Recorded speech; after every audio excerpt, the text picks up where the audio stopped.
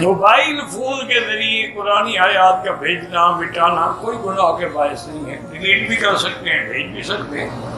آج کل تو اللہ نے اس کو ایک دور تھا جب نیا ٹیپ ریکارڈر آئے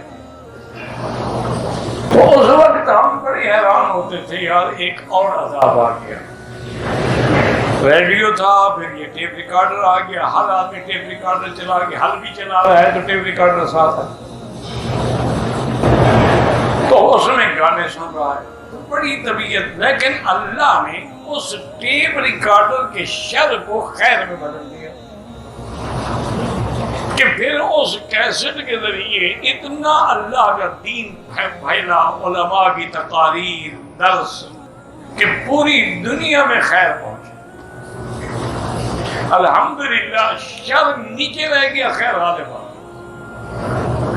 اسی طریقے سے اب آپ دیکھیں کہ ٹیلی فون ہے یا اس پہ انٹرنیٹ ہے، اس میں بھی اللہ نے ایسا کام لیا ہے، یقین کریں کہ سیاہ ستہ 6 کتابیں حدیث کی جو ہے ساری کی ساری انٹرنیٹ پہ موجود ہیں۔ ایک کہتے ہیں مکتبہ شاملہ، انٹرنیٹ پہ کھولیں گے نا مکتبہ شاملہ تو اس میں 60,000 کتاب موجود ہے، ہر فن کی کتاب موجود ہے۔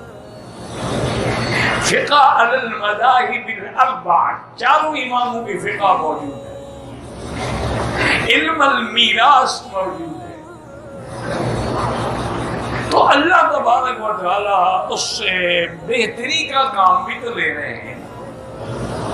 جیسے کبھی ہم نے نہیں سوچا تھا کہ فیس بک پہ یا یوٹیوب کے ذریعے بھی درس جو ہے وہ ریکارڈ ہوں گے اور پہنچائے جائیں گے، یہ سوچا بھی نہیں تھا کبھی۔ لیکن اللہ کی قدرت ہے کہ اب ساتھیوں نے کوشش کی تو اب یہ کام بھی چل پڑا۔ پتہ نہیں اللہ عالم کتنے لوگ دیکھتے ہوں گے، کتنے لوگ جو ہے وہ مستفید ہوتے ہوں گے۔ یہ سب اللہ کا کرم ہے۔ اللہ چاہے تو تیری آواز مکے اور مدینے، اور اگر نہ چاہے تو اپنے بھی نہیں سنتے، گھر والے بھی نہیں سنتے، دوست بھی نہیں سنتے، احباب بھی نہیں سنتے۔ تو اس لیے کوئی بات نہیں، موبائل پہ آدمی آیت بھیج دیتا ہے، پھر ڈیلیٹ کر دیتا ہے، پھر اور آیت، کوئی ایسی بات نہیں۔